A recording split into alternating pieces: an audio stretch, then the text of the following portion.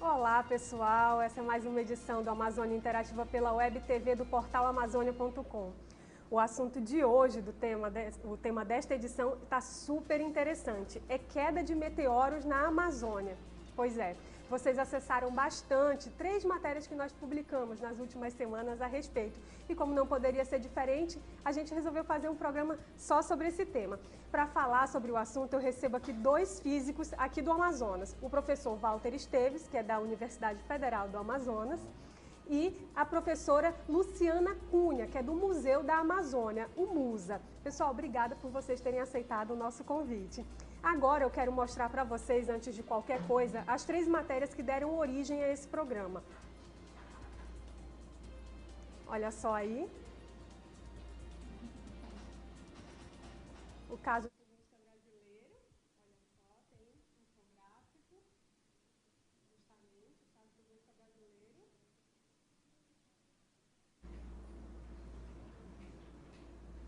Olha só, que é sobre um meteoro que cai, talvez seja o caso de maior impacto, né, de meteoro do Brasil, tem acontecido aqui na Amazônia, na região de Atalaia do Norte. Na matéria tem o mapa do local do impacto, olha aí, vocês estão vendo. Nós vamos já dissecar esse assunto aqui com o professor Walter e a professora Luciana. A outra matéria...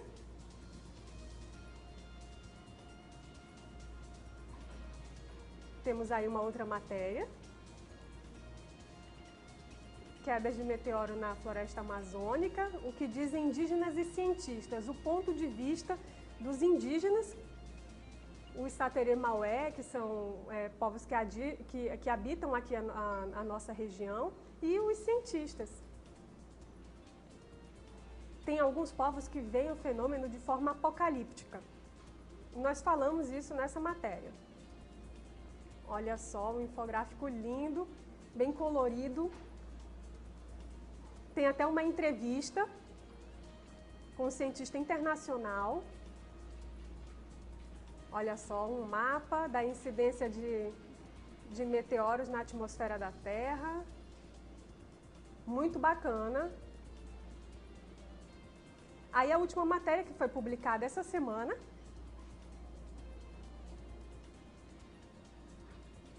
2 meteoros caíram na Amazônia nos últimos 20 anos, revela a pesquisa.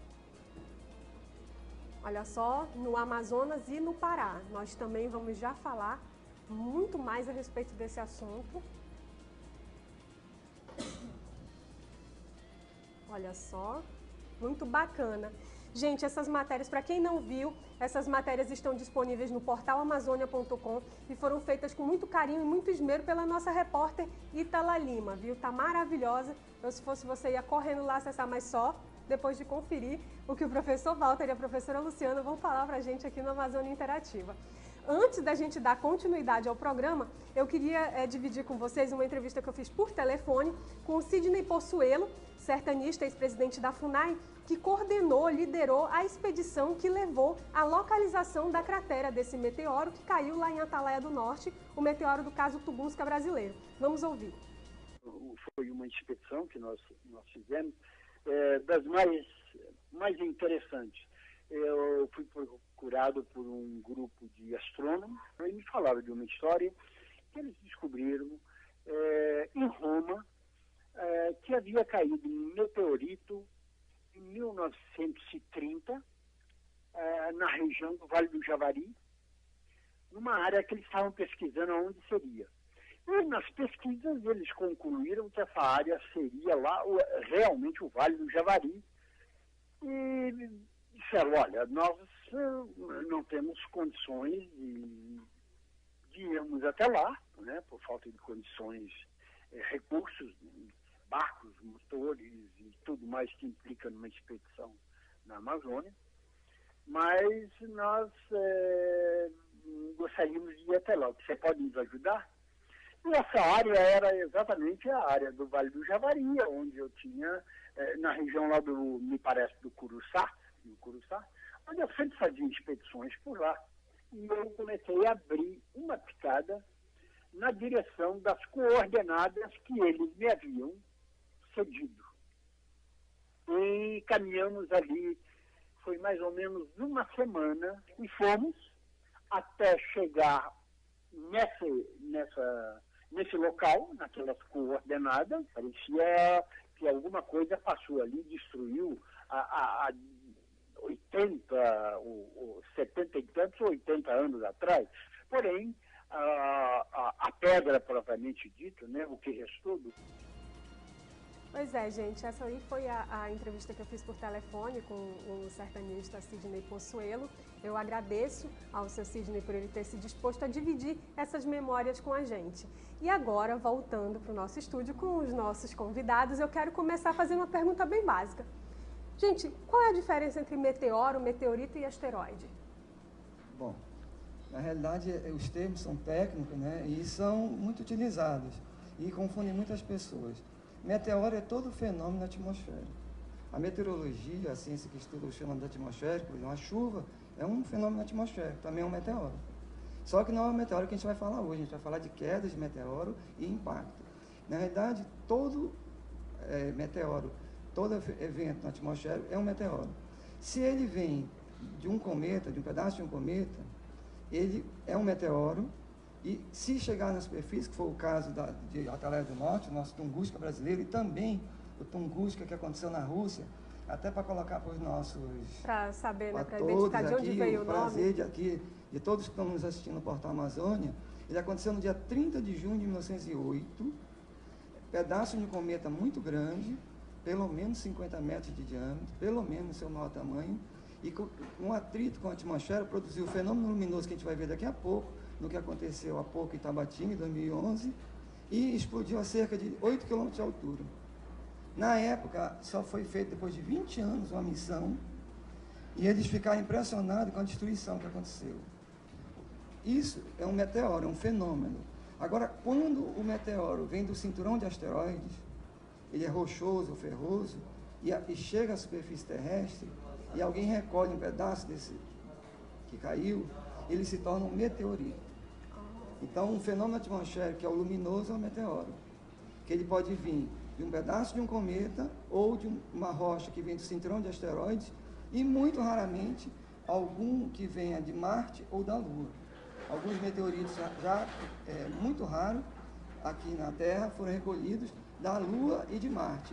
Aí os telespectadores podem até perguntar, como é que pode estar vindo de Marte e da Lua? Já eu explico. Então, bem claro, meteoro é o fenômeno. Meteorito é quando está aqui na Terra.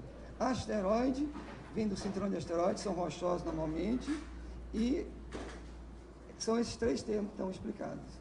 E também parece que tem um tal de meteoroide. Isso existe, professor? Existe. Meteoroide, na realidade, é qualquer corpo celeste de dimensão pequena. Então, um asteroide de dimensão pequena é um meteoroide. Porque deve ficar bem claro aqui para os nossos ouvintes que o cinturão de asteroides entre Marte e Júpiter é mais largo do que a distância Terra-Sol, 200 milhões de quilômetros. Júpiter é tão grande que não deixou formar planetas.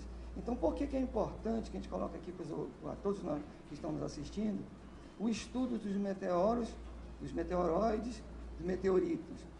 Na realidade, se for estudar bem em laboratório, é um meteorito, que é o que a gente recolhe.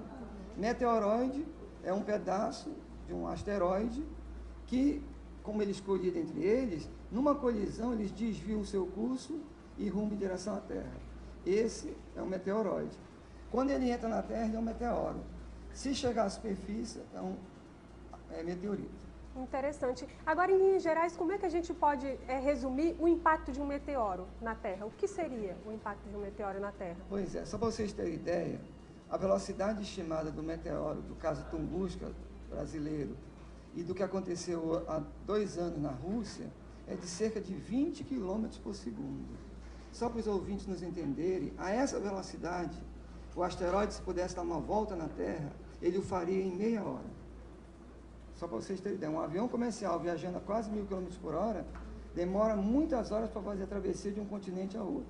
Um meteoro, nessa velocidade que ele vem, ele daria uma volta na Terra, é claro que não é a trajetória de meteoro, em 33 minutos. Interessante isso. E de onde vem? O senhor já falou que podem vir de Saturno, né, de Marte? Não, basicamente eles os viriam? meteoros, os que a gente chama que terminam virando são os asteroides, existe entre Marte e Júpiter uma região chamada cinturão de asteroides. São pedaços de planetas que não vingaram. Júpiter tem uma massa tão grande que destruiu todos eles. Então eles têm órbita como a Terra em torno do Sol e colida entre eles. Alguns giram no sentido, outros giram em sentido contrário, e na colisão de dois deles eles se partem em pedaços. Alguns desses pedaços podem se dirigir à Terra. E aí se então... dirigindo à Terra, dependendo do tamanho, eles podem atingir a superfície. Aquilo que popularmente é conhecido como estrela cadente é um meteoro. Só que normalmente é do tamanho muito pequeno, pouco maior que o tamanho de uma azeitona.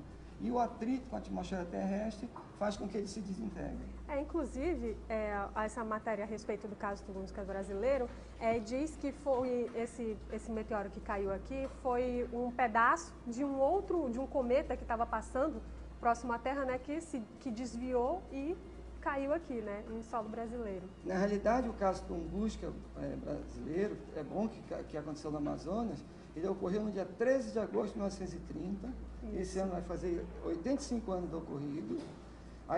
Pouco depois das 8 da manhã, numa região onde basicamente só existiam índios e seringueiros, eles viram 3 bolas de fogo cortando o céu ficou avermelhado, e depois começou a chover cinza, escureceu o céu, e depois de um tempo eles escutaram um barulho e uma explosão muito forte, que foi ouvida a 100 km de distância do local do impacto, em Tabatinga.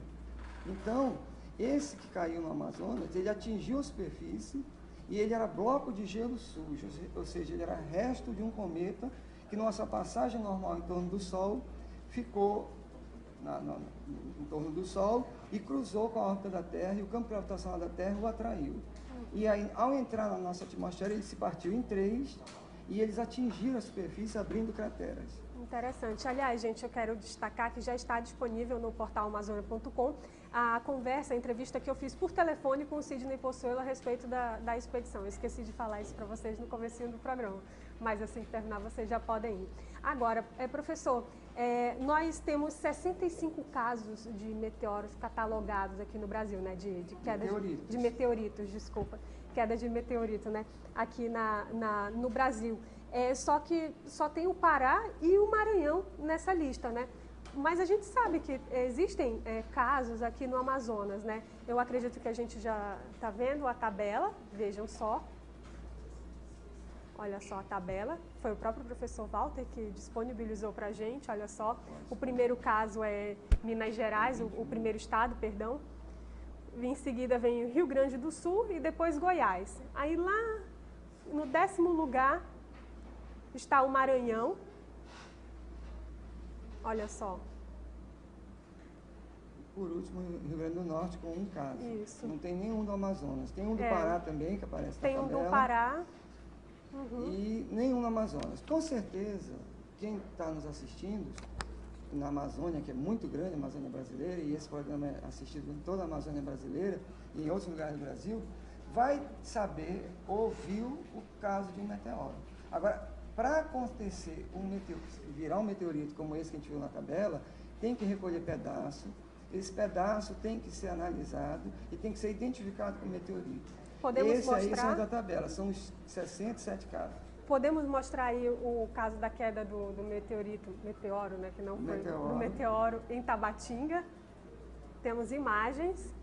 Olha aí, assustou os moradores de Tabatinga, foi em 2011. Foi no dia 6 de julho de 2011. Olha só, gente. Esse é um fenômeno atmosférico luminoso chamado meteoro. E ele se desintegrou, dá para perceber no final da filmagem que ele se sumiu, ou seja, ele se partiu em pedaços. Se ele for rochoso, vindo do cinturão de asteroides, pedaços dele caíram na superfície. Mas como ele aconteceu muito distante, porque ele não só foi visto em Tabatinga, como também foi visto na região de Santa Isabel do Rio Negro e São Gabriel da Cachoeira, a quase 400 km de distância. E devia estar muito alto quando ele se desintegrou. Então a onda de choque não foi ouvida e não causou nenhum dano em superfície. Certo, mas assustou, né? Muita gente ficou assustada, Quem não né? entende fica assustado. Certo.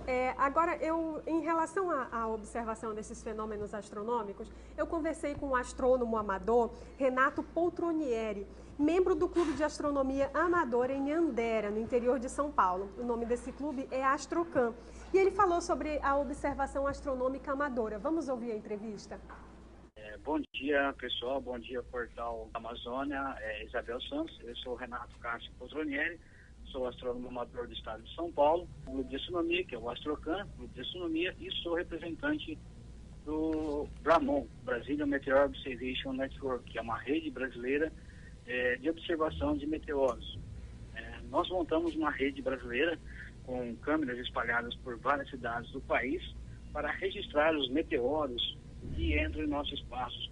E contamos com equipamentos, praticamente como se fossem câmeras de segurança em cima das casas e registram o céu noturno.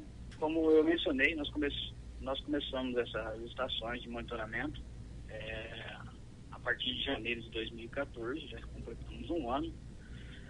O início dessa questão de observar o céu, além da astronomia com as câmeras, seria realmente para registrar os radiantes das chuvas de meteoros que ocorrem, e inclusive os próprios bólidos que passam cruzando o nosso céu, muitos deles deixam as pessoas encabuladas, não sabem o que é. Uma chuva de meteoros, como a gente comenta, a gente vê na mídia, ela provém de algum rastro, de algum cometa que passou próximo à Terra, e quando a Terra atinge esse rastro dele no seu perigelo normal, essa chuva ocorre. Então, essas chuvas, principalmente de radiantes, já estão todas cadastradas. É um programa que nós utilizamos, é um software, né? E, inclusive, nós conseguimos também a órbita desse material, para onde que ele veio, a sua magnitude, o seu brilho. E se houver algum dia alguma queda de um meteoro, de um material de um corpo grande, existe a possibilidade de ser encontrado.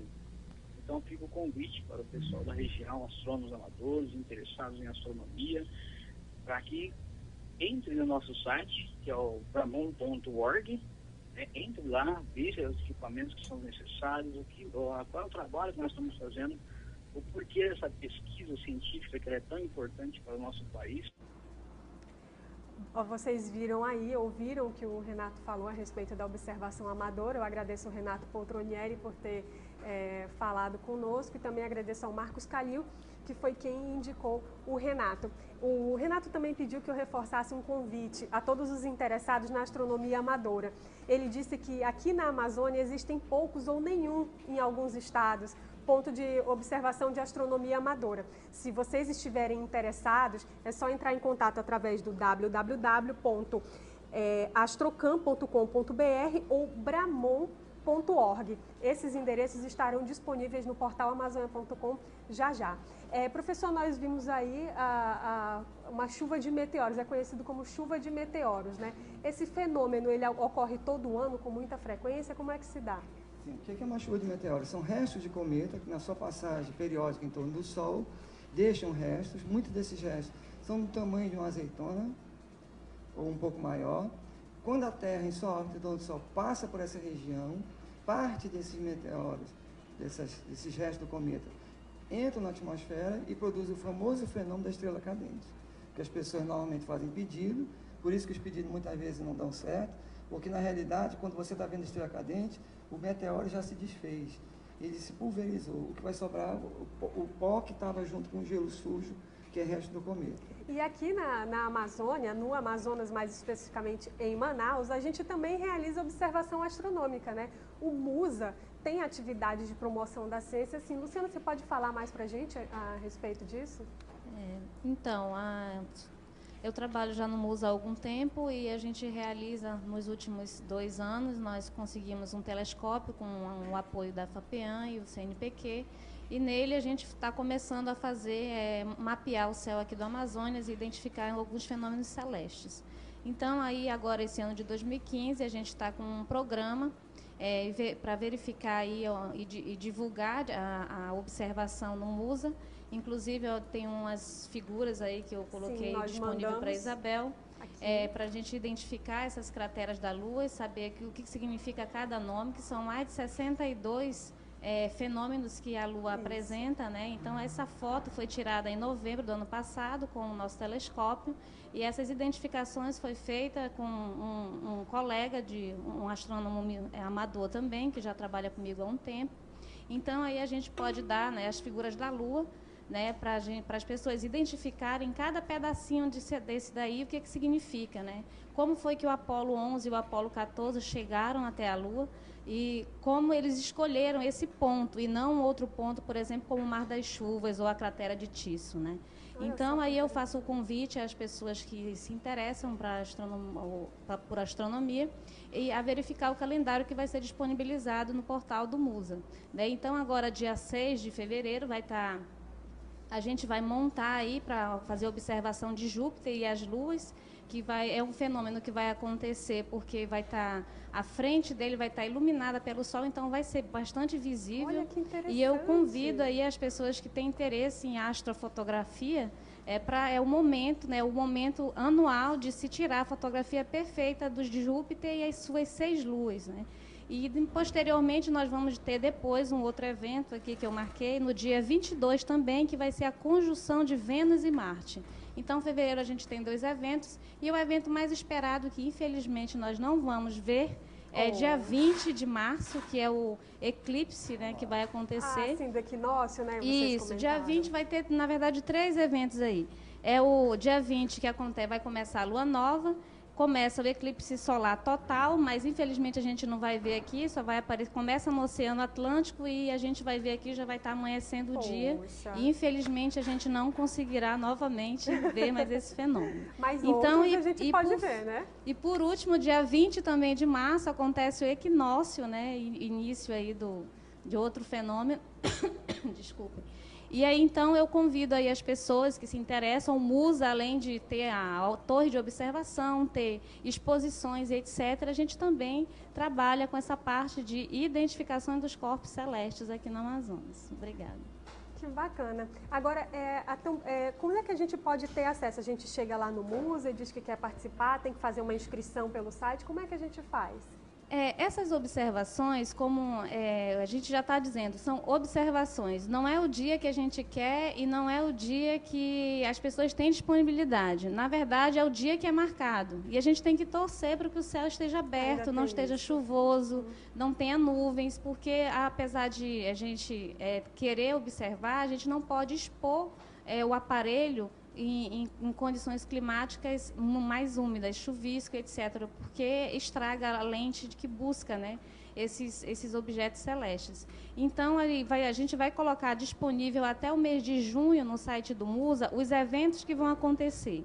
E depois, um dia ou 2 dias antes do evento acontecer, a gente mapeia a região para saber se vai chover ou não, e a gente divulga a confirmação desse evento. Olha aí, porque as pessoas podem chegar no dia lá e acabar sendo frustradas por não acontecer aquilo que esperavam, né? Então, para quem for querer ser observador amador, tem que ter bastante paciência, porque cada evento desse a gente demora em torno de 1 hora, 1 hora e meia para montar o aparelho e depois esperar o fenômeno aparecer no céu.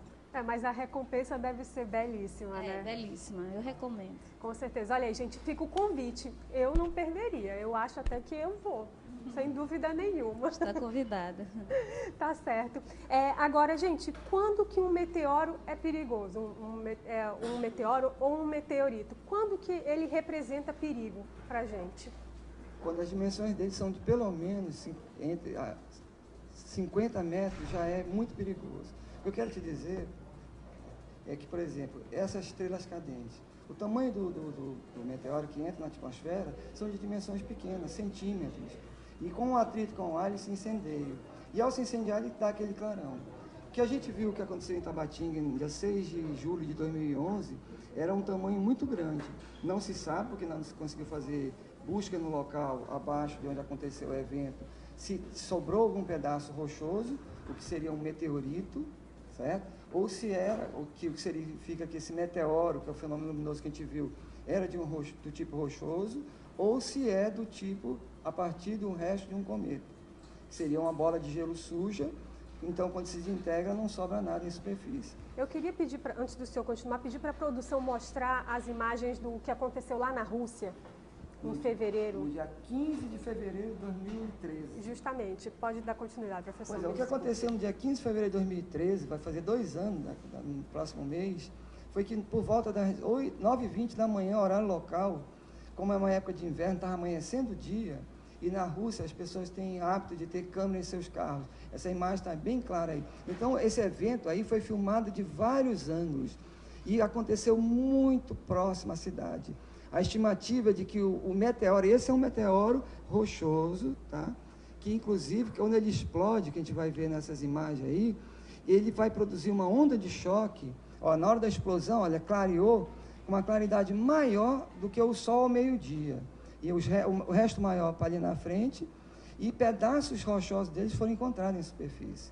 E a onda de choque, é isso que é bom que as pessoas estejam assistindo, bom que quem esteja falando aqui entende um pouquinho mais, em geral, do que as pessoas que nos assistem, é que a luz é muito rápida. Então, a luz, se pudesse dar volta na Terra, em 1 segundo ela daria 7 voltas e meia. Então, o evento acontece, imediatamente as pessoas assistem a explosão como aparece na imagem. Só que o som anda mais rápido do que a luz. Então, cerca de 1 minuto depois, a onda de choque advinda dessa explosão atingiu a cidade, estourou vidraças, disparou alarmes de carros e feriu mais de 1.000 pessoas.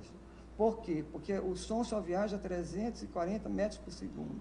Então, pelos meus cálculos, esse evento aconteceu entre 20 e 30 quilômetros de altitude, em cima da cidade. O que aconteceu em Tabatinga não foi em cima de Tabatinga, tanto é que foi visto também pelo pessoal em São Gabriel da Cachoeira e Santa Isabel, essa região toda do Amazonas, estava mais alto e mais distante. A onda de choque, ao chegar, já estava em baixa intensidade. Todos nós sabemos, né? Quanto mais próximo de uma explosão alguém esteja, até num foguete, aquelas bombinhas, a gente sente o nosso ouvido doer quando a gente está muito próximo da explosão. Com certeza. Se a gente estiver a 10 metros, a gente só escuta o barulho sem nos incomodar. O que aconteceu foi isso. Então, as pessoas quando veem fenômenos como esse ficam assustadas. O que eu quero dizer para vocês é que isso acontece o tempo todo. Meteoros estão caindo nesse instante. Só que muitos deles são microscópicos, a gente nem vê, como poeira. Os de tamanho maior, se acontece à noite, a gente vai ver como estrela cadente. E os de maior ainda, a gente vai ver como um fenômeno grande como esse da Rússia, de fevereiro de 2013, e que explodiu, era rochoso, ou seja, vinha do cinturão de asteroides, e que a onda de choque quebrou vidraças, disparou alarmes e feriu mais de 1.000 pessoas. Provocou danos, né, materiais. Bem, gente, o nosso programa está chegando ao fim, foi maravilhoso, delicioso. Eu quero dar 30 segundos de considerações finais para cada um dos nossos convidados, começando pela Luciana. Por favor, Luciana. Eu faço o convite aí para o pessoal que se interessa por astronomia, e não confundam astronomia com astrologia, né? Que a astrologia, o pessoal liga muito para essa parte dos signos, e a astronomia, na verdade, reconhece esses corpos celestes que a gente observa. Então, obrigado aí ao Portal Amazônia por ter feito o convite. Então, e deixo o convite aberto aí para o pessoal que vai querer observar dia 6 de fevereiro o Júpiter e as suas luas. Eu também quero agradecer a oportunidade de estar diante de vocês no Portal Amazônia. Pena que o programa é muito curto, a gente tinha tanta coisa para falar, inclusive um tal evento, a gente pode até sugerir aqui ao pessoal da redação, se quiser que a gente volte um outro programa para falar especificamente, inclusive, vocês viram o sertanista falar da missão que eles fizeram em 1997, já 67 anos depois do evento, para a localização dessas crateras no interior do município de Atalaia do Norte. E que nós, da Universidade Federal do Amazonas, Departamento de Física, estão à disposição de quem quiser nos procurar para conversar. Também eu posso aceitar convite para dar uma palestra em algum clube de astronomia ou alguma coisa parecida. E, mais uma vez, agradeço a oportunidade de estar aqui.